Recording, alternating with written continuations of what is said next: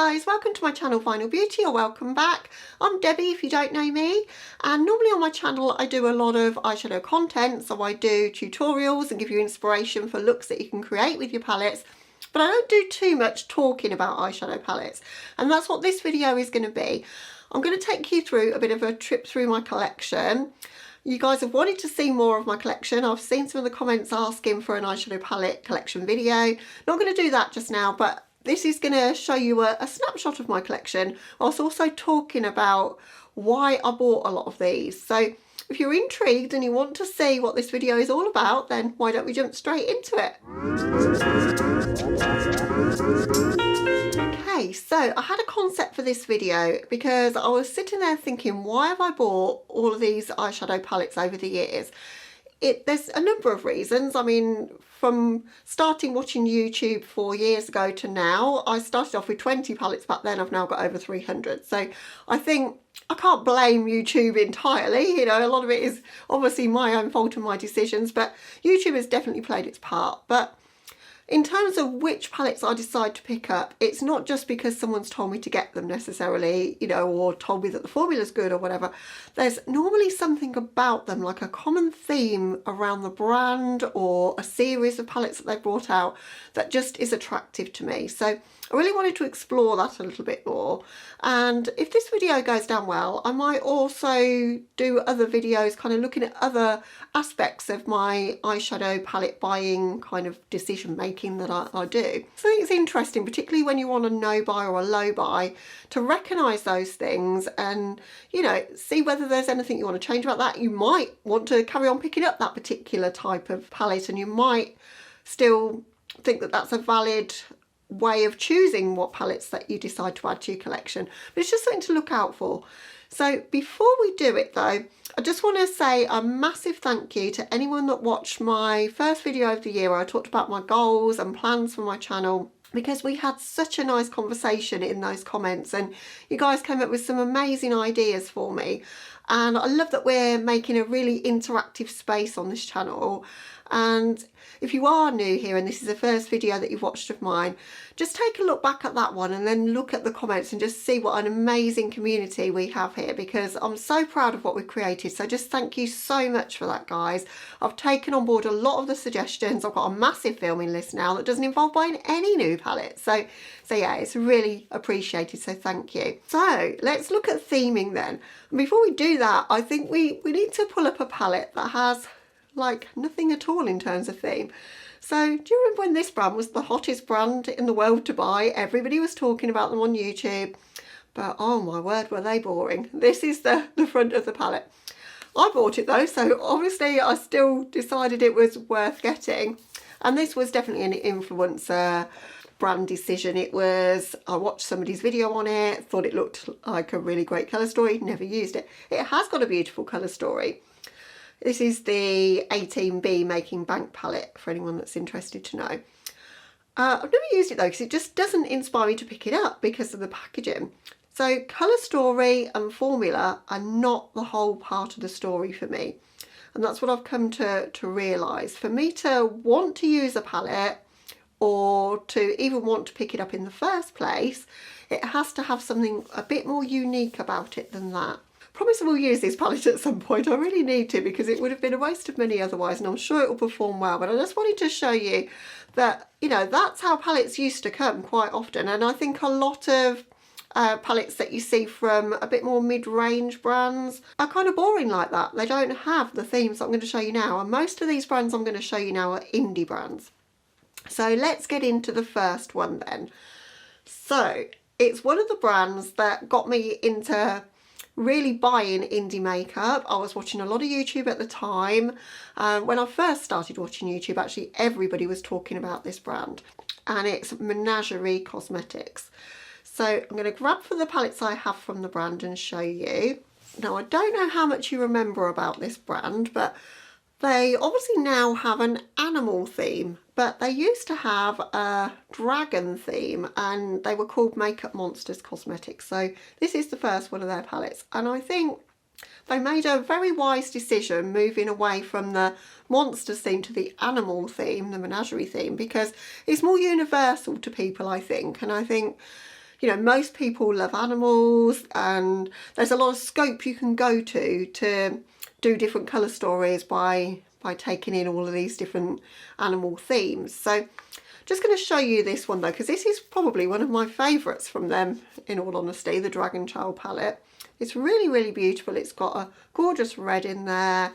It's a grungy palette. I used this one a lot when I first got it. Not used it a lot recently, but maybe I should drag this one out again, because it is definitely a Debbie colour story with some beautiful, deep, dark, grungy colours and some ultra reflective shimmers to go with it. But the palette that really got me intrigued for the brand was this one, and that's the Feral palette. So I actually bought the Feral palette first, and then went back and bought the Dragon Child because they still had some stock left and I wanted to make sure I got it. But the artwork on this one is just so stunning. And I think they were running a competition at the time, and you could repost the picture, and I was convinced that if I repost it I'd win, and I didn't. And I just saw so many people talk about it and decided I had to pick it up. And as is common with all of their palettes, the artwork is just gorgeous, and then the colour story always reflects the picture as well, and that's something that I really appreciate. And with this one they changed out some of the colours in here as well. So the first two shades on the top row were neutral, and they listened to what the customers wanted and swapped them out to something a bit more colourful. But this palette was all over YouTube about 3 or 4 years ago, and it started my love for Menagerie cosmetics, and I do still really adore them. They don't ship to the UK though. That's the only thing that's stopping me buying anymore. But absolutely love the Feral palette. Don't think well, I never declutter palettes, but this would never leave my collection because it's just beautiful. They also brought out some mini palettes around about that time, and I love a mini palette. £6 palettes are just one of the cutest but still inspiring things. I don't like quads very much, and I suppose my sweet spot for palettes would be a £9 palette, but these little £6 were lovely. So we've got the Courtship palette here, which is just so cute with the flamingos on the front. Pretty neutral for them. This one has been discontinued now, but again it's got the same colour story on the inside as the outside, so really going with the theme that they have.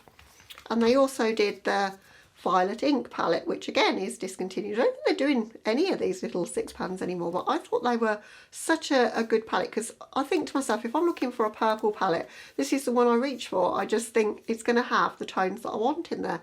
And again, it's called the Violet Ink. It's got the octopus kind of theme, but they've been able to make it purple with the kind of artwork that they've used on the front, and I think that was genius with that one. And then you might remember they did the Whale Song palette, which I think is a lot of people's favourite.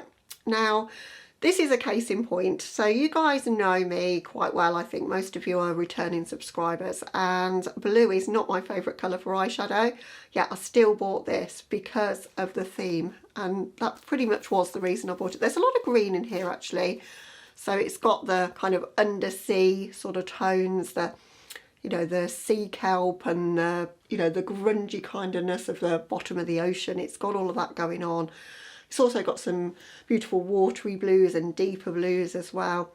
Haven't used it much, as I say, because blue isn't really my colour for eyeshadow, but I still bought it. So that goes to show you how much a theme and kind of a brand loyalty can really go a long way in getting you to part with your hard-earned cash. Next up, they did a neutral palette, but this is neutrals done well, because it could have been just a boring kind of palette really, and it really isn't. This is such a good one. This is the Killer Pearl palette, and I just love the artwork on this one, the lion, but because they've got the blue of the sky in the background, they've been able to kind of play with the colour story a little bit and make it a neutral palette for colourful eyeshadow lovers. They know their target market, I think, very well. But it has some of the best neutrals I own for kind of the warm tones, so definitely reflective of the lion that's on the front. It's all those sort of caramel warm kind of eyeshadow colours, quite a lot of depth in here, which is something I always look for. Beautiful shimmers. They could have maybe put a lighter shimmer in here for inner corner, but inner corners really don't worry me too much. But as I say, that pop of green is genius because it just gives you a lot more scope of where you can take this palette, and it's a gorgeous neutral palette. And then the last one I've got to show you from the brand, which is the last one I bought from them because they stopped shipping to the UK after this point, was the Pastel Pup, which I don't like pastels, and yet I've got, I think, 10 pastel palettes, maybe more, in my collection. But by this point I've become so invested in the brand, love the whole theme. Definitely it's the artwork that pulls me in. So I just love the image on the front of this one with the seal pup. It's just the cutest thing. And if you like a pastel palette, then this one's got all the shades you might want with a black, and you've also got a beautiful duochrome shimmer in there as well. Nothing wrong with it, they're just not kind of my favourites that I would gravitate towards. But as I say, theme goes a long way, and I still bought it. Fell for the hype as well because so many people were talking about it, but definitely that theming definitely helps my decision for sure. And then the brand had a bit of a genius idea. They know that people love the artwork that they do, so they've got a blush palette called the Arthurine palette, and it's got a bear on the front. I'll pop a picture of that up for you if you don't know what I'm talking about. But they actually started bringing out Chinaware, like plates and things, with the image from the front. So then they've got merchandise to go with the palettes, to, you know, for those that have perhaps already bought the palettes but they still want something more of it, or perhaps their colour story for eyeshadow didn't appeal but they still wanted to own a bit of that artwork. Just genius. So yeah, I'd love to continue buying from the brand if they ever decide to ship to the UK again. I don't know what's going on with that, because there's so many indie brands that can ship here now. I understand the whole Brexit thing and whatever, but I don't understand why they're one of the ones that are lagging behind, and I'd love to see them rectify that for their loyal UK-based customers, because it seems like they'll ship just about anywhere else but here. I don't know why. But yeah, that's Menagerie, and I think they've taken a theme, they've kind of changed up their branding and their theme from the Monsters theme to the Menagerie theme. They did it very, very well, and it's been really successful for them. Okay, the next brand I want to talk about is a Swedish brand, and they just seem to come from nowhere really. I saw a couple of videos from influencers, but there really wasn't too much hype about the brand, and then I think they started paying influencers to do sponsored content, and they came a lot more to people's attention. But they caught my attention when Angelica Neatviz talked about them, because she showed a neutral palette but said how much she liked it. And I'm talking, of course, about Odin's Eye. So they've got a Norse mythology theme running through everything that they do, and the artwork is just gorgeous. The first one of theirs I picked up was the Solmane. It's called Solmane, I think, Sun and Moon. And again, something I look for. The front of the palette matches the inside of the palette. We've got some light to dark in there. It's pretty much of a neutral palette with a couple of pops. I've got lots of neutrals in my collection, but it still spoke to me because of that beautiful theming, and I think it's something they can run with and change up, and that's what they've done. Other palettes I've got are from the Alva collection. I think that was the one that I saw Angelica use, so that's the Alva one. I think it's Elva the way you pronounce it. Obviously I'm not Swedish, so sure it's Elva though. But that's the colour story in that one. It is super pretty because it leans a little bit more pink and romantic, but on the whole it's a neutral palette with some sparkly shimmers in there. And then, of course, another thing that brands do as part of their theme is start a series, and that always intrigues me and gets me to want to pick up the products even more, because I'm a completionist. I've talked about this before. So they brought out the Elva 2, and they also brought out mini palettes as well, and of course, what did I have to do? Bought it all, didn't I? So that's the Elva 2 palette. I've also got the highlighter palette, but I'm just really talking about eyeshadow palettes in this one. Now this again is typical Debbie falling for the hype of the branding and the theme, because it's half blue, and I've already talked about the fact that I don't like blue. And I don't know if I've used this palette at all. I might have used it once, but again I picked it up because I'd started to fall in love with this beautiful mystical theme that they've got going on, and it just spoke to me. I love the shape of the pans, the writing, just the whole layout. Yeah, all of that kind of creates that branding for me and makes me want to invest. I brought out 3 little palettes at the same time as the Elva 2, and I have all of those as well. So this one is the Mini Sky, Super, super beautiful. Lots of shimmers in that one, not too many mattes. I think, well, we've got one matte, but it's a matte with sparkles, you know, those sequin shadows that everybody hates. I don't mind them too much. We've got the Mini Ocean. I definitely think I've played with this one. No, I haven't. This is the blue one. Not played with this one again. So really pretty though, because it does have the neutral side as well as the blue, so it's a bit more approachable, I guess. And then the Mini Forest, which was my favourite of the three of those mini palettes, and I have made a video with this one.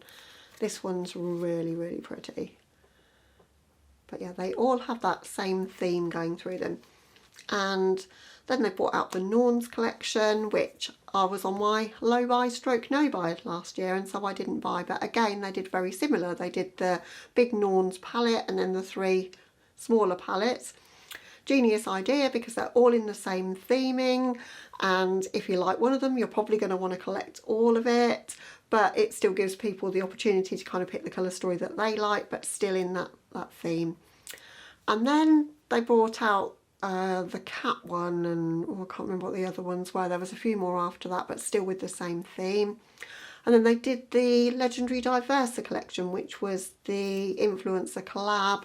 One of the influencers was my friend Annette, and she brought out the Giant Wolves palette, and I was like, are they going to be able to do an influencer collab and not kind of veer away from the brand? But I think they did stay on brand. I mean, this is the palette. It's still got that kind of mythology kind of feel to it, even though it's obviously got Annette in the cover, and so very, very well done in staying them and what is the essence of what makes the brand, but also paying homage to the creator that is a part of that collaboration. That, of course, is the colour story for that one. I only recently played with this on my channel. So I think they're a brand that knows what their branding is, and they're sticking with that, but they're able to kind of get playful with that. There's so many stories they can probably bring from Norse mythology to vary things up and grab people's interest while still being the brand that they are and doing something completely unique. And I think, yeah, that's what's gotten them as far as it has, as well as having really great colour stories, you know, listening to their customers and getting rid of the pressed glitters, but putting beautiful reflective shimmers in the palettes. All of those things play a part as well, but I think they've got an awesome theme that everybody can get on board with. Okay, next up, I want to talk about an influencer created brand. So we've talked about a brand that have collaborated with an influencer, but this is an influencer created brand, and it's Luna Beauty, which is of course owned and the brainchild of Manny MUA. Now, I've got a lot of the palettes, but I didn't find any inspiration to start with. I was kind of like, this is just going to be another influencer brand. It's not going to interest me that much, and it probably won't be that great. And he brought out the original facelift palette. It got great reviews, but I was just like, yeah, it's all right. It's nothing special. It didn't stand out to me.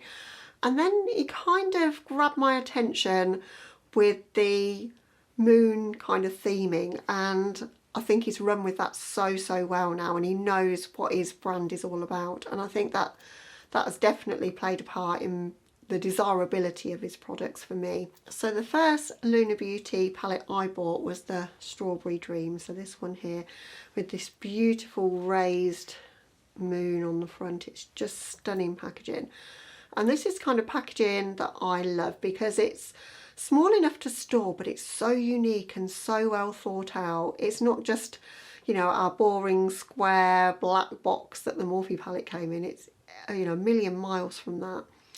And as I say, he's got this moon and kind of lunar theme, and so even the pressings inside the shadows, you know, some of those have got the moon and stars in. You know, it just carries on throughout the whole palette. Absolutely bomb palette, this one. It's probably my favourite from the brand, I think, particularly for summertime, but I also gravitate towards it Thanksgiving kind of time of year when everyone's talking about cranberry kind of makeup. I love this area of it for that. But yeah, that was the first one that I bought from the brand, and it made me sit up and take attention of them.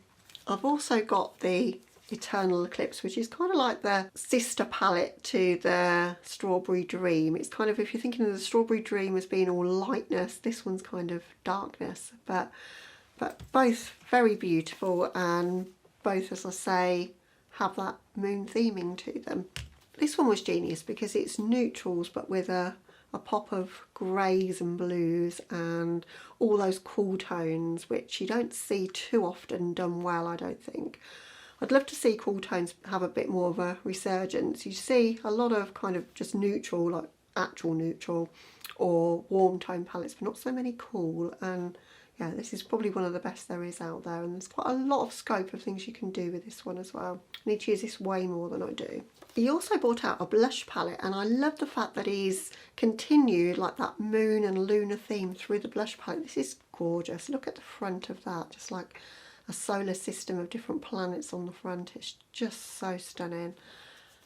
Gorgeous blush palette as well. Mostly quite wearable tones in here, but they're way more pigmented than they appear. Even the really light one shows up really, really well. So yeah, really nice soft buttery formula in these. And he's done a contour palette, very similar kind of theme as well. So you would think that that would kind of get a little bit boring, I suppose, in that, you know, you're just doing the moon theme and like what can you do with that? And then bam, he came out with the moonspell palette. And I thought that was just absolute genius because, you know, the moon, spells, magic, mystery, all of that was just the right thing at the right time for Halloween when it was released. And the packaging on this one, wow. Probably one of my favourites packaging wise in my whole collection, because it looks like a book, as you guys all know. The detail, just, he's stayed on brand with the whole moon theme, but he's been able to take it a bit more to the dark side with the spell element in here. That's the colour story, of course. I've done multiple videos with this one, but a very long time ago, so it's high time that I did another video with this one, or at least played with it in my own time. It is really, really beautiful. Reflects terribly when you're trying to film with it, but it is beautiful. That did so well for him, of course, that he brought out a volume 2, and I can see this becoming a series, and I think anyone that's bought the first 2 are going to want to keep collecting the rest, which again, you know, brands know if they create a series, then collectors like me are going to want to buy them whatever is inside. This is beautiful inside, don't get me wrong, but yeah, this is the palette. It's changed up some of the symbols on the front but kept the same theming to it, and this time purples and reds and oranges in this one. I really want to play with this more. It's a bit different a formula to work with. You've got to really build it up, but I created a red look with it at Halloween time and really enjoyed how it came out. Enjoyed playing with this a lot. So yeah, I want to film with this one again soon actually. Not really on the moon theme at all, but he did bring out a holiday palette before the moon spells, and I went back and tried to find this one. I thought I'd missed the boat because it took me a while, as I say, to get into the brand, so I didn't pick this one up, and then I saw it on Beauty Bay at a steal and I had to get it, and it's the Greek Goddess palette, so in case you wonder, I own that as well. So that's more of a like Greek mythology. That could fit in with Odin's eye, apart from the packaging is way different to what they would ever do, but never used this one, but it's a neutral palette with a pop again. We're going to take a little detour away from indie brands and creator brands just for a moment, because I do want to just talk about a notable mention for a drugstore brand that has a great theming going on, and they don't do this all the time. This is something that is just a special series that they do, and I think again this is something that brands do. They veer off of their normal thing that they do and they'll do a mini series that isn't kind of on brand for them, but I still appreciate that as well. So I'm talking about Barry M and the Wildlife palettes. I thought these were fantastic. You just don't see from the drugstore this kind of theming going on. You see horrible cheap plastic packaging in a lot of cases, which however great the formula would be in those, I just wouldn't be interested to pick them up. I have picked up some of the Forever Flawless palettes from Revolution because they're tin packaging and quite beautiful artwork on them, but these palettes that are just kind of cheap tacky plastic that will break really easily with no thought gone into the packaging just don't appeal to me. So to find a brand doing something like this and also donating to a wildlife foundation. So they started off with the Tiger palette and the Snow Leopard palette. So this one's the Tiger palette. And it's also got the attention to detail on the inside as well, the little paw prints. Again, it's just not something you see from drugstore brands too often, this level of detail. It's just really, really nice. So that one's quite a neutral one, reflecting the outside as well. Love animals, as you probably can tell. A lot of what I'm showing you is to do with animals. So then we've got the snow leopard. Super stunning artwork on that one. I think that's my favourite, or there's one coming up that I want to show you that might equally be a favourite. This one's blues and silvers but with a pop in it. It's quite approachable for me because of the greys that are in there, and I did really enjoy making a look with this palette actually. So they brought those two out together, and I think it obviously did quite well for them. So they brought out the rhino and the pangolin. So this one is the rhino palette. This one's got a pressed glitter in it, not a fan of that. But the colour story other than that, it is quite neutral, but it is really, really pretty and reflects the outside again. And the 9pan palettes, which 9pan is my sweet spot for palettes, love that. As I say, this might be my second favourite after the snow leopard is the pangolin. It's just so pretty. It's such a sad story about the pangolin. The pangolin is the most trafficked animal in the world. That breaks my heart. But the palette itself, it's just stunning. So they've taken the artwork on the front and really reflected it on the inside. They do have 3 more palettes in this wildlife theme that came out in 2021. I'd love to own them. They've stopped selling them in Superdrugs, so if I want to get them, I need to get them off the Barry M website. Just haven't really bought from there, but I will consider doing so because again they're giving to a wildlife foundation. It's a different one this time because they're insects on the front, so they've got a bee one, a beetle, can't remember the third, but there are 3 in that collection as well.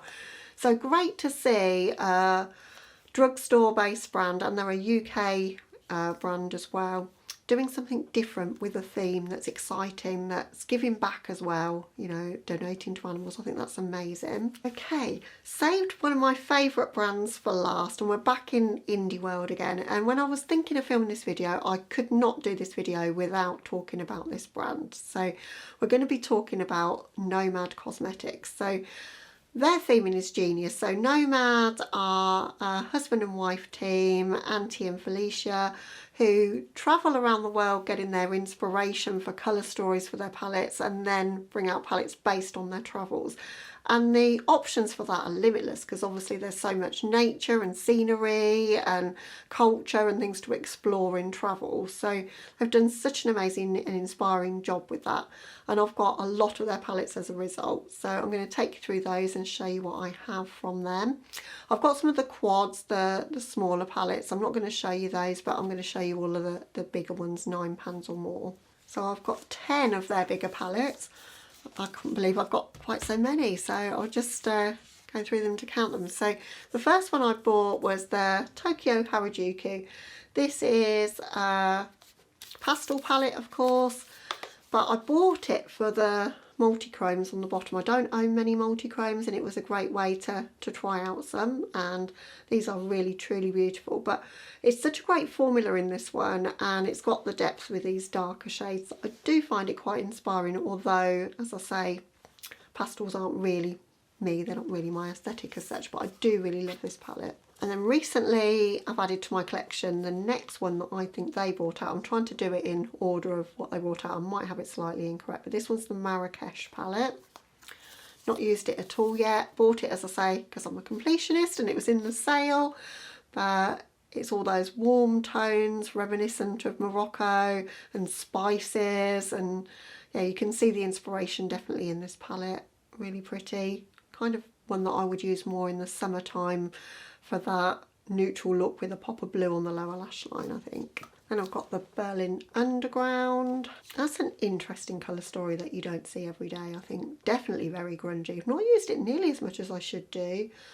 So yeah, I think it's an inspiring colour story in terms of it being grungy and dark and deep. I just haven't dipped into it way enough. Then we've got the Antilles palette. So we're off to the Caribbean and the sunshine with this one, and flamingos, and yeah, it's just sunshine in a palette. It's just beautiful. It's discontinued now, which is sad because there's some of my favourite shades from the brand in this one. I've used this one a number of times in the summer. Okay, hope I'm still in the same place. I've just had to change the battery. This is going to be a hella long video, I think. But the next one up is the Cartagena Mágica. if I'm saying that right, probably butchering that, doing my best. It's oranges and pinks and just sunshine in the palette, isn't it? It's just really, really pretty. And I've got the National Parks palette. Thought this one was a genius idea, and the artwork on the front being all the tickets from the parks, I really love that. And with this one, you've even got like the shape of the mountains in the shades. Really, truly beautiful and very reflective of what they were going for with the scenery in the parks, I think. And then we've got the Iceland Fire and Ice palette. I think this is probably one of their most beautiful palettes that they've created. Kind of looks like a glacier on the front. It's shiny on the front and kind of raised, and yeah, really, really pretty.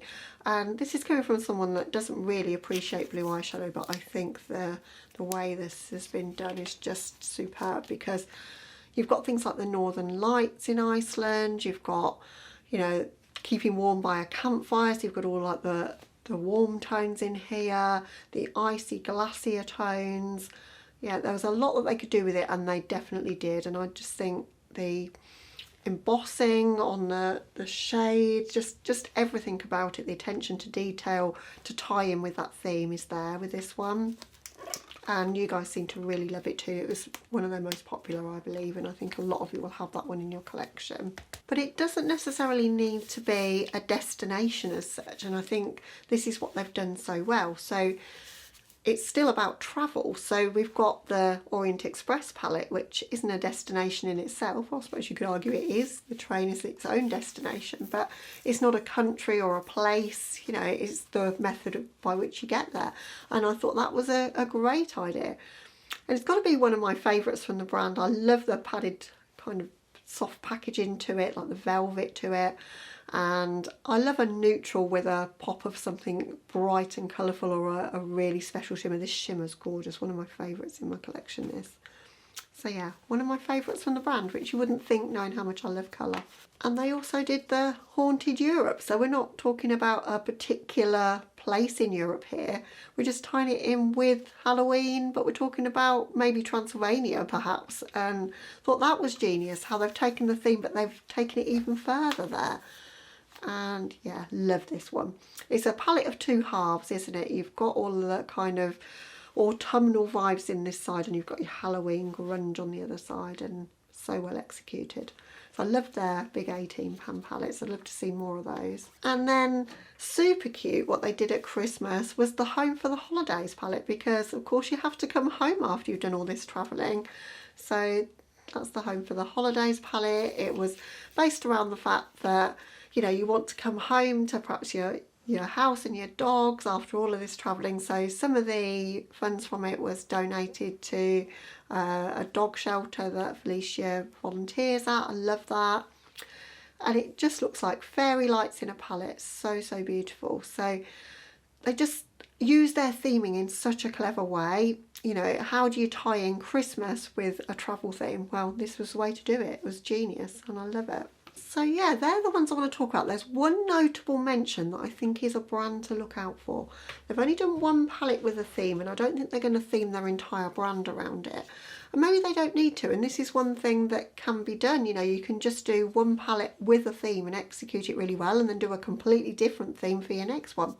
But what I'm talking about is the Lois Cosmetics Meet Me in the Underworld palette. And I think it captures people's imagination because of the story behind it, because of the beautiful artwork, the thought that's gone into it. I think people appreciate that. And again, the colour story that reflects the outside, that really takes you on that journey that they've created with the story of this palette. So yeah, that's what I wanted to talk about. I just thought, when I think about my palette purchases, definitely the theme and the branding definitely take me on that journey. They make me want to buy. It excites me more than, you know, we talked about this palette in the beginning. This just really hasn't got anything interesting to say about it, even though I managed to feature it in this video somehow. But you know, It's the theme, the artwork and the love and care that's gone behind a lot of these that make them so special to me. But it's something I've got to watch out for, because if I'm on a low buy or a no buy, these are the things that are going to grab my attention. They're going to tempt me and they're going to make me want to buy. So it's always good to be aware of that as well. But you guys will have to let me know, are there brands out there that you think I've missed? I didn't want to talk forever and ever. This is going to be the longest video I've done in a while. But what brands do you think have got a really excellent theme and they're carrying that through and they're doing something really exciting in the makeup world? I'd love to know. Let's chat about it down in the comments. We always have such insightful and interesting conversations down there. So guys, if you're new to my channel and this was your first video, welcome. I hope you enjoyed it and I hope you might consider joining our little Final Beauty family, because as I say, it's an awesome place to hang out.